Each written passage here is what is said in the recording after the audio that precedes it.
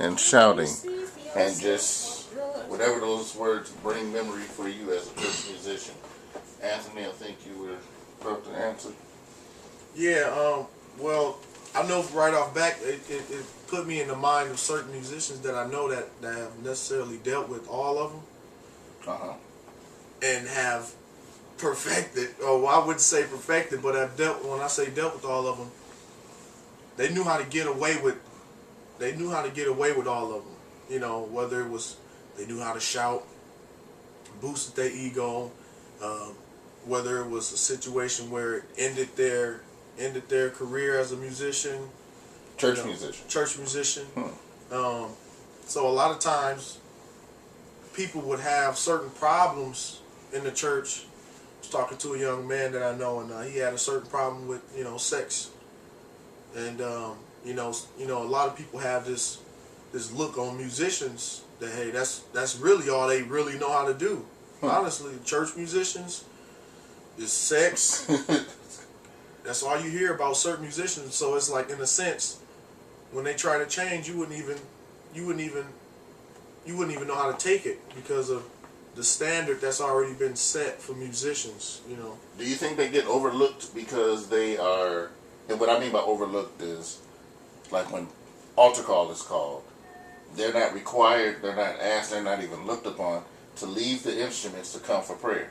Matter of fact, they have to keep the atmosphere charged. So they miss the opportunity to even get prayer, and very rare does the pastor actually, or the elders of the church, whoever's conducting, go over there and pray for them.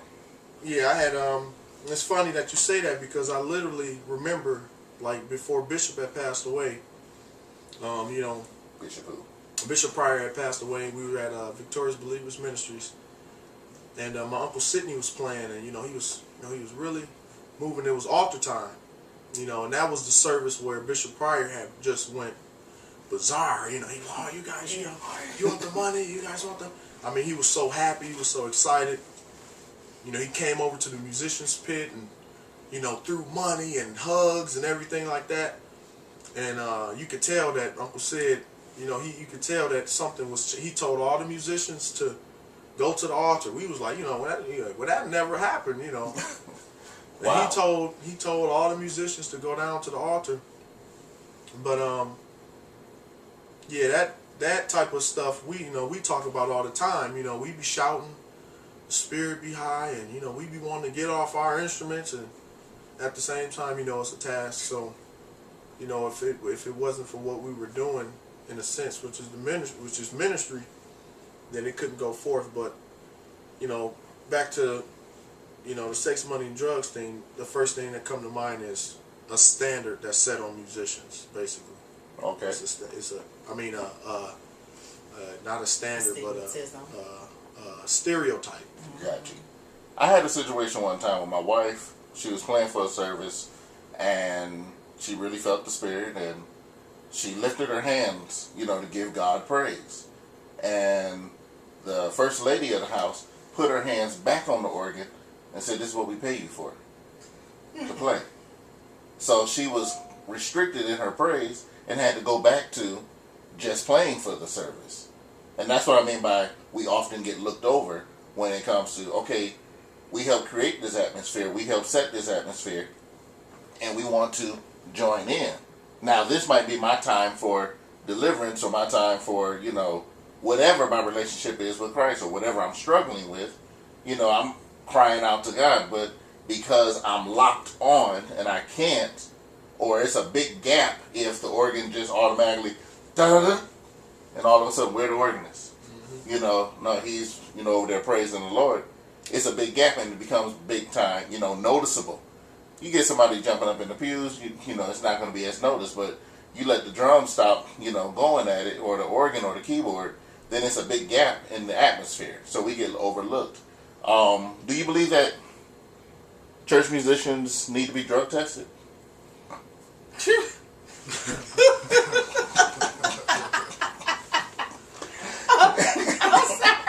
Well, honestly, cause see, that's like before they get hired. or period? I mean, occasionally. Because a lot of times people, it sounds like an oxymoron. It don't sound like it should go together. You know what's crazy about that is a lot of people, it's based off their belief. A lot of people don't think that drinking is wrong. They play in the church. A lot of people think that smoking ain't wrong. They go to some church. So it's like, they be like, what you mean? Do I need to drink? Ain't nothing wrong with this. I can play. Okay, but for the churches that do, hold that level of standard, should they have to drug test their musicians? No, they shouldn't have to. But should they? No. They shouldn't? No. Okay. It depends on what you want. It depends. It depends. It depends if you dealing with Pookie. It don't take Lord help. It don't take a rocket scientist. I worked in the schools. Okay. I work with children. If a homosexual come through the door, if the drug dealer come through the door, little Pookie, little Ray Ray, they gonna be like, that's gay. They gonna be like, oh, I mean, that quick. No, Spirit of God, no, so it's not, we the dummies. They got businesses. Or they made, or, the lips kind of purple, the fingertips, we gotta go through all this stupid stuff. Well, is this what, you have to deal with? It's a relationship. If you promiscuous and I'm dating you, then come on. You know what I'm saying? I mean, what is it going to take for you to know that? I mean, so if you want a drug dealer, then Quisha, he a drug dealer.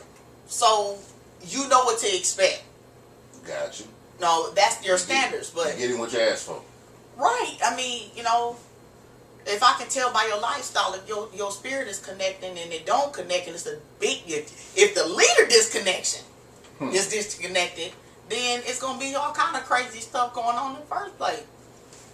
I personally don't think that, a drug test should be given because, honestly, if the leader, like she said, if the leader is lined up, he'll know whether or not, okay, he may have started off well, and he'd be able to tell if his musicians is off or not. Now, he don't have to go through no tests to see, okay, well, I know what this is about, what happened to just true, okay, what's going on, man, what's happening, Right. I don't think it takes a test because, honestly, if you allow God to work through people and stop trying to, okay, well, look, I think you're doing this, man, not even knowing, not even saying, okay, well, I think you're doing this, you need to go take a drug test. Not even saying that would even solve anything. You take a drug test, okay, he was doing it, but what you gonna do? Is you gonna get rid of him? Is you gonna get rid of this dude that's been bringing in your members? Right. You see what I'm saying? Right. A lot of people don't. Okay, or drug. What I mean, I honestly, don't. A drug test. I don't think a drug test would be suiting. That's just a lot of drama in the church. Or they made brother so and so take a drug test. I thought he was getting a little dopey on it. It's just that's just my take on it. A lot of times people overlook that the fact that we musicians go through things. When members go through things, they don't take them out and have them go get tested or anything. So I honestly I don't think it should be. You said something. When members go through stuff, they don't. They don't get taken out and all this stuff. So should we be accountable on a membership level, or should we be accountable on a leader level? And when you were saying that, I was hearing that coming. Because a lot of times people in position, have a higher demand than those that are out there. So in a sense, you have to be, Pastor always talks about having a spirit of excellence. So, a lot of times, you're going to go through things, and when it starts getting out of hand, I guess that's something you have to do. I don't know. I just think that it's a relationship. I just think that, honestly, you shouldn't have to get tested to, you know. Now, in I all get of what you're that, saying, though. do you know of musicians that should be tested? Oh Lord. Dominic? You said, do I know? By Do who? you know of musicians, church musicians, that y'all might want to test him or test her? That's the spirit, by the spirit. You're not calling names. I know of. So. Okay. That play in the church. I don't know nobody. Don't know no one? I don't know nothing. Okay. I know, and see, this is the thing. Like, I know, since I do know, I feel like, okay, since I know that this person is going through this, and I know that, hey, if they got tested, they would be fired right now, you know. So in a sense, I feel like it's part of my responsibility, you know, as a believer as well, you know, to try to seek help, you know, before something major happens, you know. So, yes, I know musicians that need to be tested or could be tested, I should say, but On most jobs, your regular 9-to-5 jobs, where you have to work 40 plus hours a week to get what we would make in a matter of a couple hours, there's a drug test required in order to get the job. right. Why is there escape in the church where you don't have to be drug tested? You can just get the job if you're good enough. If you play at an impressive level, then you got the job. That's true. But out in the world, they're drug Yes. testing you. You got to come in at a certain level, a certain standard. But Caesar, rendering unto Caesar what Caesar's, you know, that's the world. And I know we have to do things according to what the law states as far as books and things like that. But again, you have a job description, but you also need the relationship between, and that's what I'm in school for. Because I want to, you know, be a part of the gap that we have between the leader and the musician. Because a lot of times as musicians, we need our leader for us. Mm-hmm. We need our leaders, you know, we're growing too. We're people too.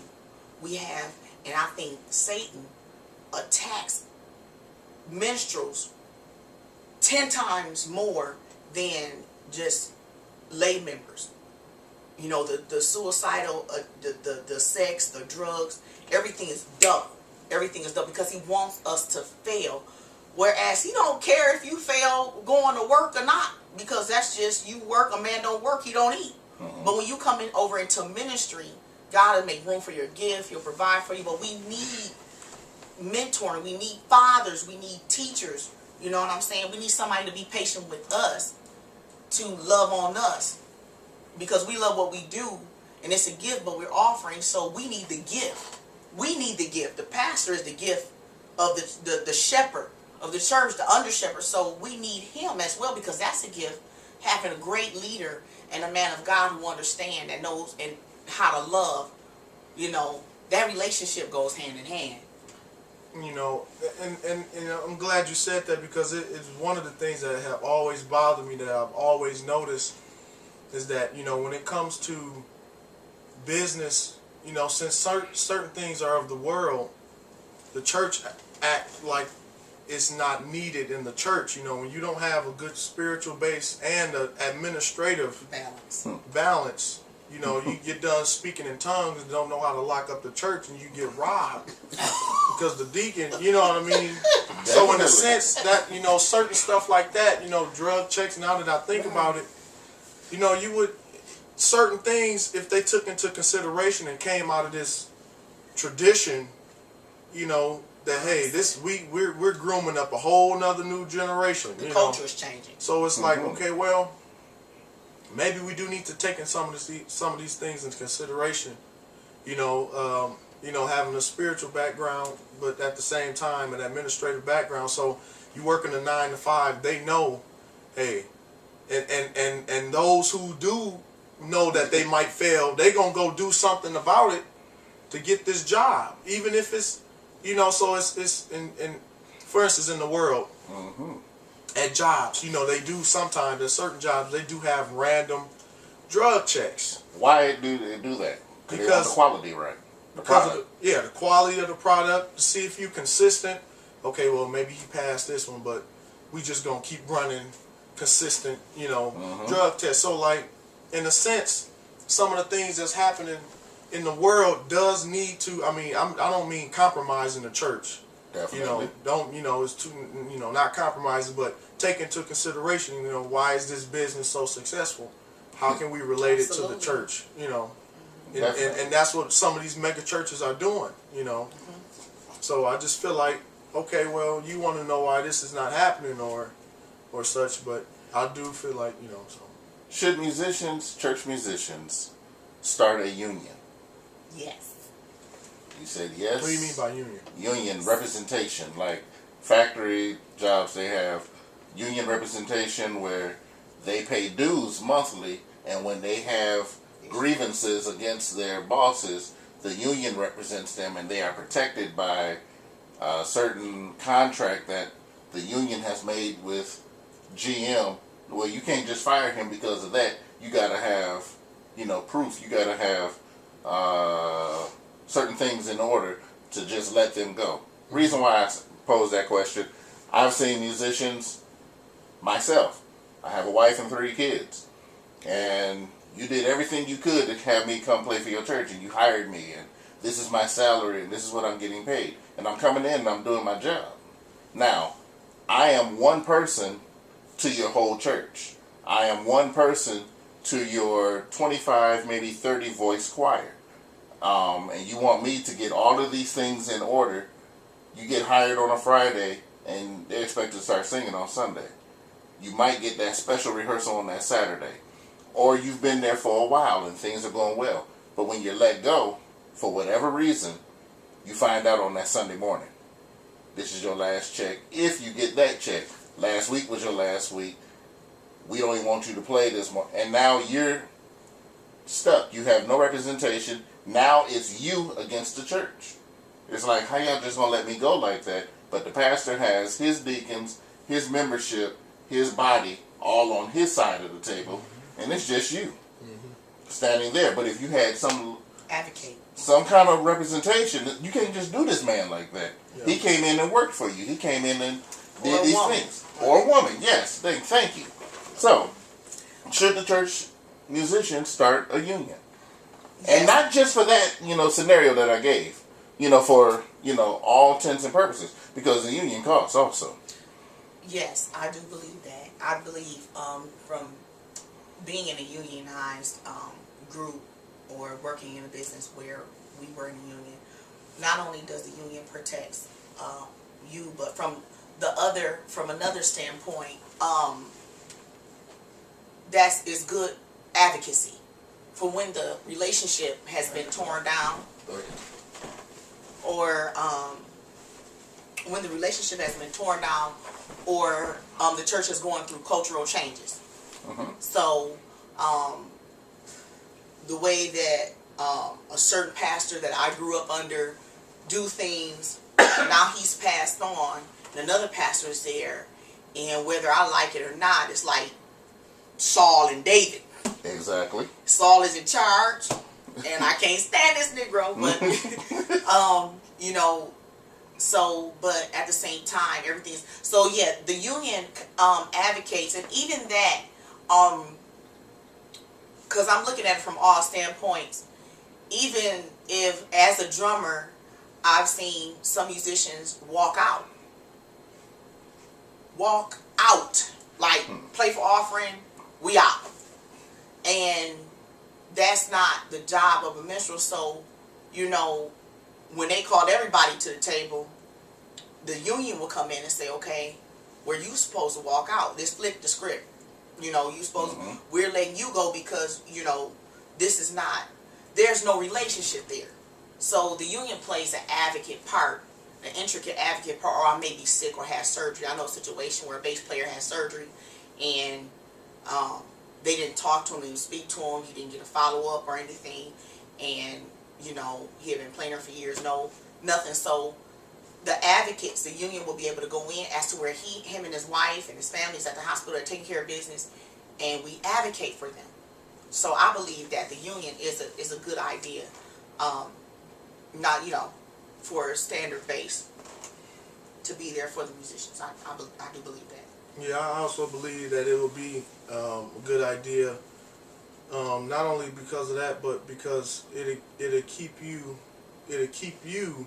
doing what you have to do as well. You as who? As the musician. If a certain, with any contract, if a football player was given a contract, he know what he has to uphold, and the person that gave him the contract know what he has to uphold. So in a sense, we both know why we're here. We both know what I'm expecting out of you, and the player know what is expected, and the coach know what is expected. So I feel like, in a sense, when something happens, there's nothing better than evidence. Nothing better than facts. There's nothing better because you have people that dealing with, okay, for instance, drummers. Unless you at some huge church, drummers can barely make it off drumming. Unless it's gigging or something. So there's so many other things that you have to take into consideration because you have drummers that have families. For you to just let them go without any consent about what's happening. At least that's where the relationship comes in. Well, he ain't holding up what he's supposed to be doing. I'm gonna let him know, like, look, if you can't do this, and I'm gonna give you about 2 weeks, 2 weeks in advance at least to get yourself together. So Is 2 weeks enough time for a musician? That's a job. 2 weeks, you got 10 days. But musician, you really got, if they say 2 weeks, you really got 2 Sundays. Yeah, it depends on the circumstance. It depends on the circumstances. Okay. I know a church that helps people based on the individual circumstances. Not the one that said, okay, y'all giving out cash once a month, so I'm coming with my crew once a month. No, when there's people that really are in detrimental situations and it can be proven, that's where, like, and even not having a relationship, let's just look at common sense. If your mother just died, or your wife is sick from cancer and she's on her deathbed, I would give, rather than somebody that just said, okay, I had a rough night. I would consider, everything plays into the relationship of Christ. Covenant versus contract. Do you trust the pastor going in covenant with him, or would you rather have it in writing? Writing, complete writing. And I say that because I've been in situations where things could be promised, or things could be wanted, or certain things could be wanted to be done, and when it's done, certain people act like they don't remember. That's why I was saying, like, evidence is the best. You can always go back to, even if you stressing certain, this is the contract. Okay, well, this is what was promised. You signed it, I signed it, we both agreed on it. So I believe that contract is definitely, that makes because sense. a covenant, you're dealing with, off, a man's word or whatever, but you feel more confident with a contract. You feel more confident, especially when you can see the contract, go over the contract. All right, this is okay. Now I feel more enlightened about it. Now I got a copy of it. So if you try to come against me, I got something to use. Okay, well, this Do is. you think that infringe upon the relationship? The pastor is saying, I want to go in covenant with you, and da-da-da-da, and, we're going to do this work, and we're both going to put our hands to the plow, and, we're going to work hand in hand. Okay, can I get the contract on that? Do you think that puts a stab into the relationship? It's how it's presented. Okay. It's how it's presented. It's how it's presented. I mean, with the mega ministry church pastors, they'll bring you in and say, listen, we're at the table. We definitely want to get to know you better. We look forward to our relationship and covenant. But the contract seals the covenant, like marriage. Mm-hmm. There's a paper that you sign. I'm going to love you. I'm going to hold you. I'm going to protect you. You sign it. Once you sign this paper. Once you sign it, Isn't the Bible a big covenant? Oh yeah. Isn't it written? And sealed. And sealed until here. But when you tell a pastor that, do they get offended? I think it's in the presentation. Even if you present it in the most humble way, which you shouldn't have to do. This is business. The Bible says in business be men. Right, you can be men, but you can be respectful, and you can have a respectful layout, and you know what I'm saying? That's business.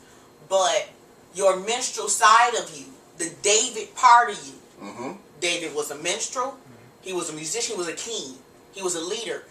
All of that, not to say he did make mistakes, and he didn't do things intentionally wrong, but there's some things that in covenant with God that God did that sealed it.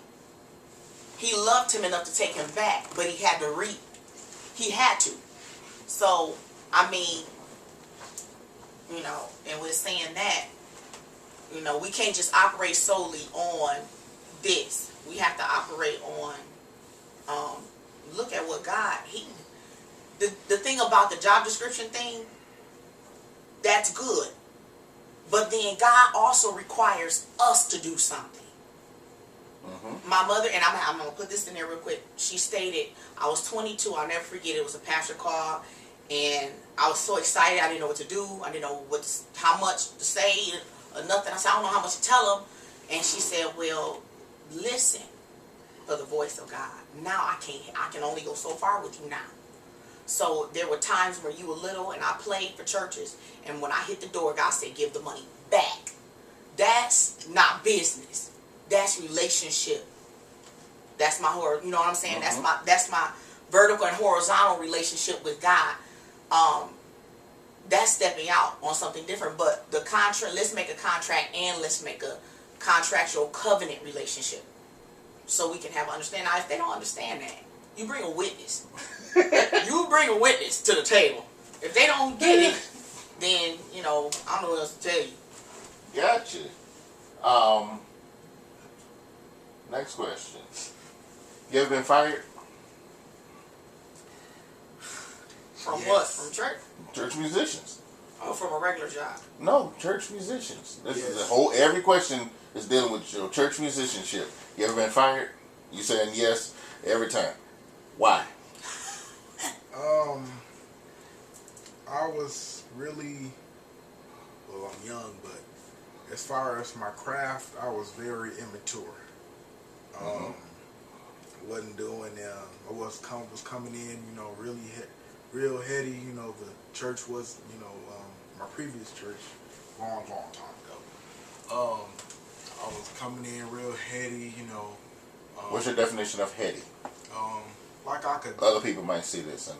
Okay. Everybody, didn't know the drummers that, the crowd that I was hanging around. So I was coming in, getting on the drums, and doing stuff, I thought I could do, Yeah, real big ego. Arrogant? Yeah, really ignorant. angry.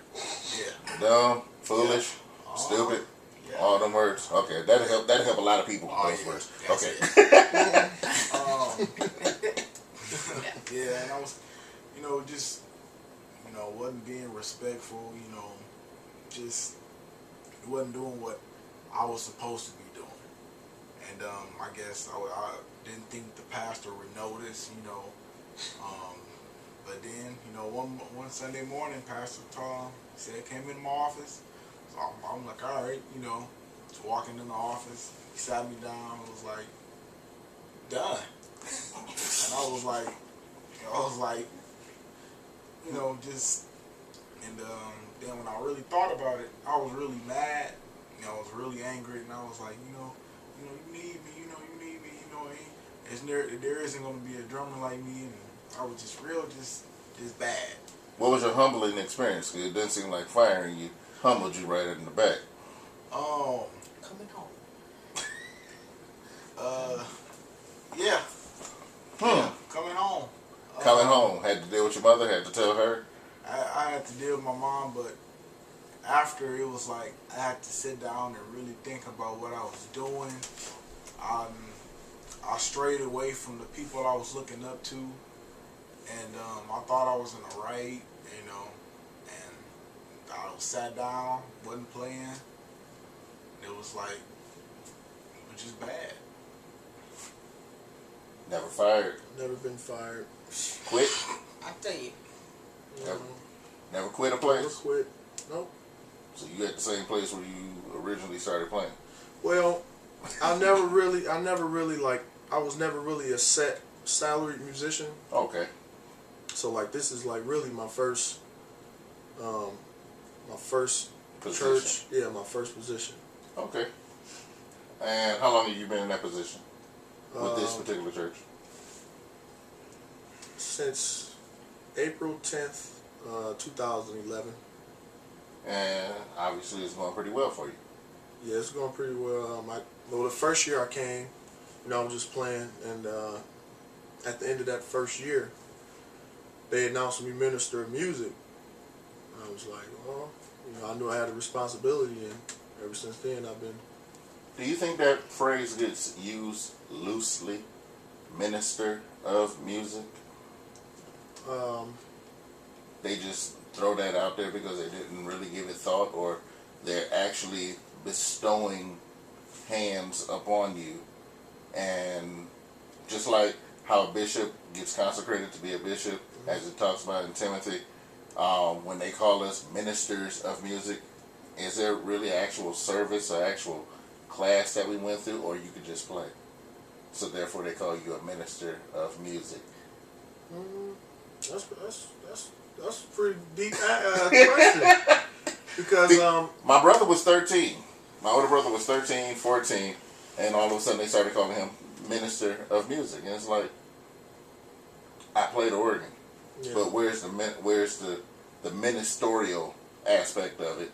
And when a bishop gets laid on hands, there's other bishops that pray for you and they watch over you. You have accountability to them.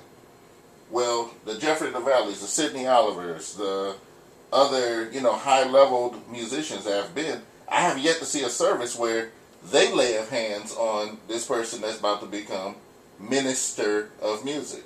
So do you think that they use that term loosely and just go minister? Or do they actually give you training? I think both, depending on where you are, depending on the situation, within enough time. Like, I felt like they didn't take it loosely where I am. They gave me time. They seen, when I first came in, I wasn't real active, just coming in, playing, getting out. And as the time went, I started growing and started communicating more and started taking on the responsibility. I think sometimes they throw that at you to let you know, like, hey, this is what you're gonna be doing. Like, people try to put this like this thing over you, like, just to keep it in your head. Man, I'm a minister of music. It's like, man, it excites you, it worries you. It put these things in your mind because of what they expect from a musician. If what the pastors or the leaders expect of a musician. You know what I mean? What do you think would take place? This last question. What do you think would take place? Well, first of all, how you liking the questions? Is this okay? Is this boring? Is this making you think? I was still thinking about the firing thing. Oh, Me. he about to get a whooping again? No. No, it wasn't him. No, what? Before, my thing was with the firing thing. I thought about all the times I got hurt. All the times my feelings was hurt by my trainers. Okay. Who was my parents, my mom, and my uncle. And they instilled some things in me as to where I didn't have to have a firing experience. They fired on me. Like, it wasn't no getting paid. It was hurtful enough to get sit down before the pay. Do you think that was necessary? Yes. Now, looking back on it? Yes. And for me, as an individual, for me, for me, now I know how to humble myself. Gotcha. So, but the question you asked, Anthony, can you go back to that question? Which was, I had to rewind the tape because that one came off the top of my head. What was the question that you just answered? About the musicians being minister of ordained, music. basically. About the minister of music, was you think that title was just thrown loosely or do you think that there's an actual reverence of service that's, okay, you're about to become a minister of music, we want to take you through these classes just like we do our ministers. You know, when everybody has a different perspective. Everybody has a different definition of what a minister of music is. It depends on who you're playing for. It depends on the denomination. Should there be though? No, that I think it would help to be licensed. You know, I think now we're living in a time where, yes, things have to be proven. Even a therapist or a counselor, marriage or counselor, whatever, comes in. You just can't say, I've been anointed to marriage counsel. True. Because, you know, people have been hopping everywhere. But I think it's both. I think it's the anointing that anoints you. Because we can't choose who God anoints. We can't not choose that, but we can follow up and make sure that the credentials are there. Okay. And make sure that there is a credential for that. Because I know people with music degrees that's not anointed. I know preachers and pastors that are not anointed, that are just theologians. Mm-hmm. And but they some can still are pastor. anointed and not theologians. Right, It's right. like it's We need both on a each balance. side. We need a balance there. You know, now that she said that, it just brought back to my attention that, you know, as a minstrel, so much is required.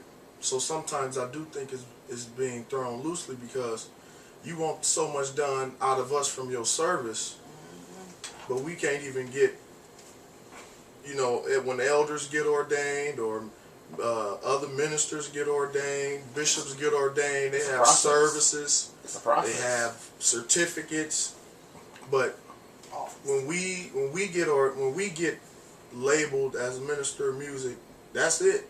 You know, you probably get a raise. You know, you got to fight to get people to call you that.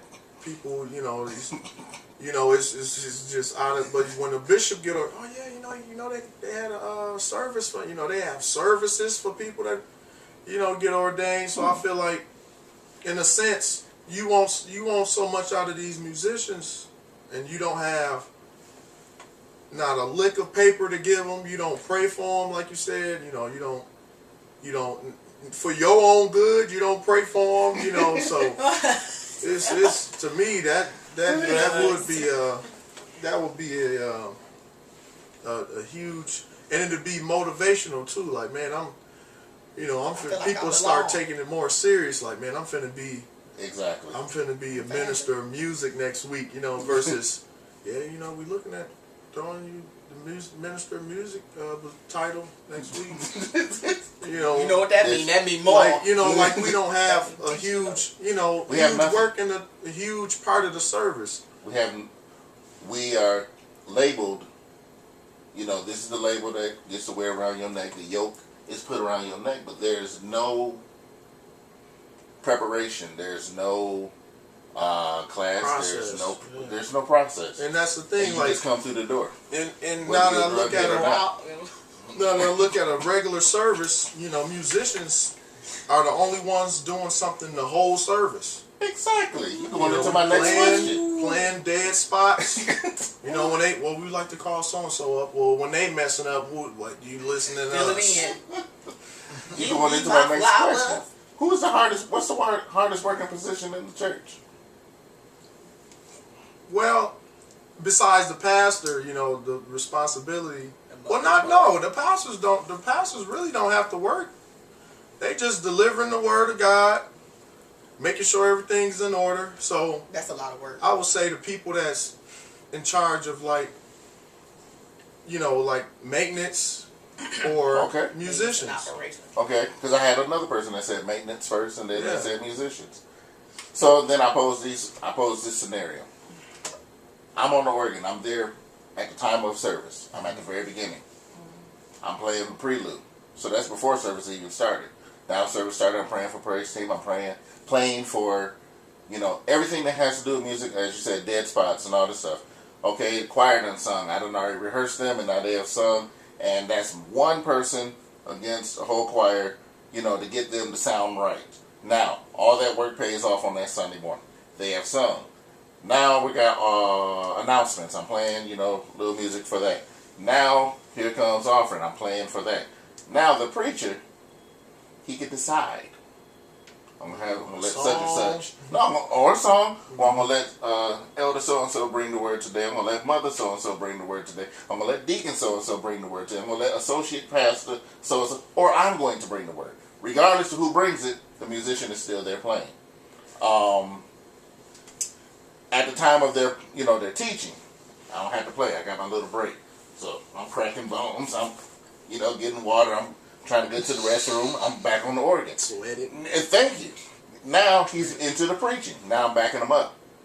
I have no idea when he's going to stop. He or she, I have no idea when they're going to stop. But they know. Because in their brain, they're saying, okay, I'm getting tired now. Okay, I'm going to set it down. Now they will say that, Holy Ghost, took over. And yeah, when you got tired and when you was about to go sit down. But I am in no knowledge until you actually go sit down. Or, now you feeling real energetic. Now you about to go pray and prophesy to the whole church. I'm still sitting there playing. You can pray your way right back out the door. Nobody will ask a question. Well, the pastor was so anointed he had to get out of the room. But you still had to play all the way until the end. Mainly you, the organist, and the drummer. Who worked harder? Yes, ma'am. Okay. I've been burning up on this one. This is why I pray that God designs, and it's needed, position for me as far as advocating between pastors and musicians, because they're working. Pastors work. That's just when we work. Mm-hmm. But they're working. When we're at home sleeping, now I'm looking at it from a different angle. From a musician standpoint, because my uncle followed Uncle Sidney Oliver. Mm-hmm. He followed Bishop Pryor so close. And I seen him do things that a normal musician wouldn't do. But the relationship was there because he understood how Bishop had to go out when somebody's son was in jail. He was working. When we were sleeping with our at home sleeping and snowing outside, they're out working. They're working, them and their wives and their family. They're working to accommodate. Now, bad marriage is going wrong, or something happened over here, so that when church comes together, the folks ain't going crazy. Funeral, you know how crazy funerals are. Folks bust up in the pastor's office. This is background stuff. Pastors are working. Mm-hmm. We work in a different, we help him, we help serve, but it's all about synchronized service. We don't understand the job description of each other. So there's a lot of people on the pastoral group or in that said, well, musicians ain't nothing but this, and they can do this, and they don't really do nothing. They don't see the hours of practice and time and attitudes and tone deaf people that got to get up and try to sing that you want to sing, be on Front Street. We can't hurt them. All of these things. But instead of coming together in love, we're fighting one another the wrong way. So the church can never grow or go nowhere because we're looking at what each other don't do. Instead of coming together as a marriage, the marriage as a covenant, as not a couple. Let me get that straight. Mm-hmm. But coming together as a covenant partnership and saying, this is what my pastor does, and I play music. These are two of the biggest leadership roles in the church today, and we're losing it because we're selfish. Nice. We're selfish. What position in church is still obtainable, still is called once we all get to heaven? What position stays the same out of all the positions in the church? Praise. Praise? Mm-hmm. Okay. Worship. Worship. That's all up under what department in the church? Ain't no departments up there. No. In the church. Mm-hmm. In the church body. Yeah. What department is that? I think music is going to still have a big part. In other words, will there be any preaching in heaven? Will there be a need for security department in heaven? Well, No. yeah, because Michael is the deal. Okay. Will there be mother's board, deacon's board, all these other positions? The positions that we have attained now. The position of the musician goes from earth to glory. You're still the musicians up in heaven. You're still the singers. You're still the praise department, the Judah department. With saying that, with the knowledge of that, what position is greater? I'm just posing a question. The servant. What position is greater in the church? To serve. I mean, it is no position the least among you. God talks about being the least, being a servant. Mm-hmm. You know, I can't look down on my sister because she's so, or because she don't do nothing musically, but she has a gift. I mean, I don't mean by they don't do nothing, so they're not of importance. Mm-hmm. I mean, it's leading to the next question. As far as the titled position that we see in church, the musicians, the singers, is still, that's what we'll all be doing in heaven. So, is there equal, do they stand as equal, pastor, musician, or is the pastor here and the musicians are here? Not in God's eyes. Not in God's eyes. Not in God's eyes, because But, if He calls okay, you the what about pastor, man's? if He called you the pastor, that doesn't mean that you're lower because you're a musician. It goes hand in hand. We're all a part of a body, but as far as the pastor and musician, that goes hand in hand. Okay. That goes hand in hand. I'm glad you said that. But pride comes before a fall. So should the pastor be drug tested? No. Well, please do. Please do. But should musicians be treated as like the pastors? You got your appreciation day. You've been sent on a trip. Musicians, we got your appreciation day coming also, and we're sending you on a trip. We bought them some new suits, new dresses. We buying y'all some new suits and new dresses. Every 3 years we getting past a new car, and we getting the musicians a new car as well. Okay. You know, we're working. We're supposed to be hand in hand. I'm plowing this field with you. I'm right there with you. We got covenant and contract.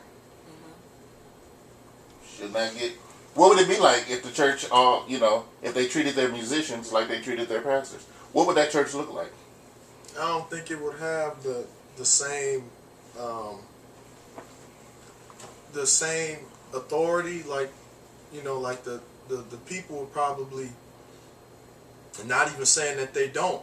Some people probably still treat musicians better than they do their pastors because certain situations. But I feel like since the pastor is the head of the house, or the head of is the head, you may have, for instance, a family, and your mom is the head of the household. You don't have a father there, and you have kids taking the role that's not present or whatever.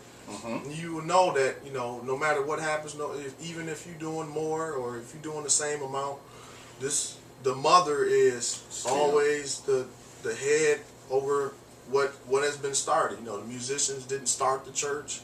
The musician is not gonna, I just think there's still a certain standard that the pastor holds as, over the musicians. Now, if there's certain things that can be done more for musicians, then yeah. But as far as them being on the same rank, I don't think that's right. Okay. So back to my other question: is being paid the same as being appreciated? Because the pastor gets a check also. No. I don't think being paid and being appreciated is the same, because being paid, it could just be a part of what's supposed to be done. You go to a job, they don't appreciate you. They give you more. They give you more work and still pay you the same. They don't break the contract just because you got a covenant. No, but some places you go and you work and you set that covenant, you set the contract piece down first. Now what I'm getting ready to say is a little bit, let's go deeper. Okay. Real quick. I've talked to some seasoned musicians, my mother included, my uncle included, and a few other ones. And I was hurt. I was confused about some things. I'm looking at it from a standpoint, no, this is not being done for musicians, and we need this. And even when I'm not playing, I just love to serve. I love to serve people. But when you see that there's a hierarchy or something, you know, what God has taught me and is still teaching me, this comes with our relationship with Him, where He might place you in a desert place. He might place you. It's not your time for your wealthy place yet, because He's developing you at the same time. Now, contractual, you know, just coming in, you know what your job description is. You know, the relationship is not there. So He's looking for us as minstrels, because it's something other than our gift. When I get home, I'm not playing the drums. We have a deeper passion to cry out to God and say, Lord, I'm dealing with this at church. Where's that at? That's different from job. That's different from, you know, all of the stuff, the constitutional professional stuff is in place, all that. But He's saying, where's me? Where am I? Because He'll move mountains for you. We can't expect them to be God, but we can expect God to God over all that we cannot do. Lord, you know I'm tired of this. I'm tired of this. I'm tired of being treated like this. He hasn't moved you. So where's our ear for developing? We got the ear to develop music patterns, but where's our ear to develop His voice? What is your hopes from this film project that will awaken within the minstrels, within the pastors, within the church? Bishop Jakes, I hope Bishop Jakes see this and give me a call. Exactly what you said. Awaken,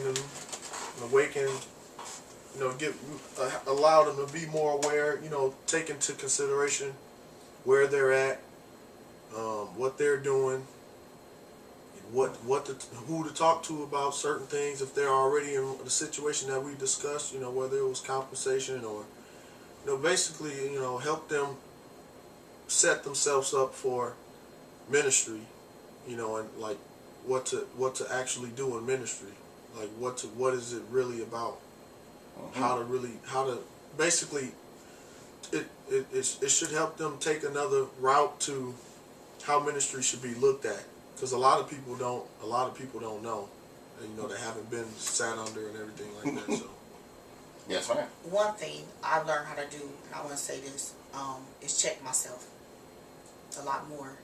Because when you talk about, I have to agree with Anthony, when you talk about the pastor and the musician and it being equal, that's how Satan got kicked out.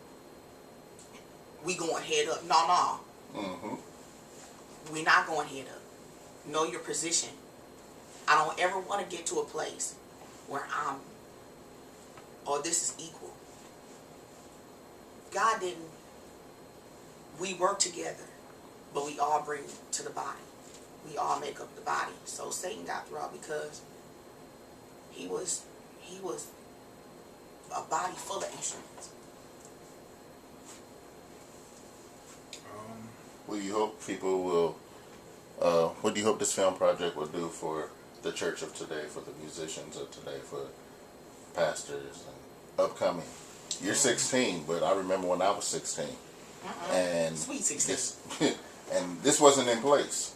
You know, anybody trying to do film project, anybody, you know, getting the opinions of musicians. Nobody last year was really getting opinions from the musicians. It was just a lot of postings on Facebook of disgruntled musicians. But, okay, let's bring that in and let's do something about it. What do you hope this will do so 16 years later you can say I was a part of a project?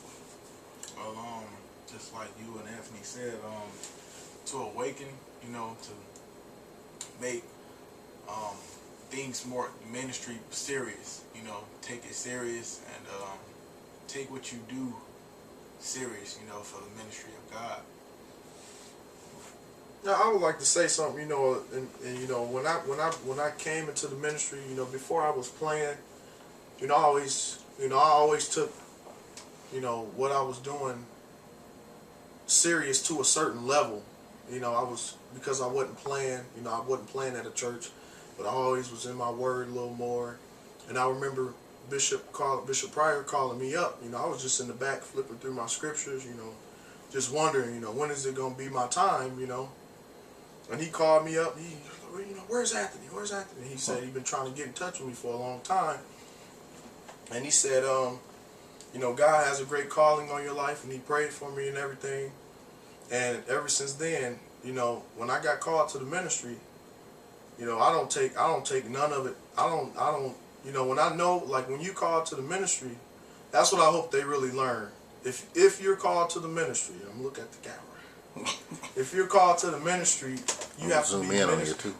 You have to be ministry minded first. You know, a lot of people placing their jobs, they're trying to place their school, they're trying to place. But if you know that you're called to the ministry, you have to know how to balance that out and know that it's ministry first.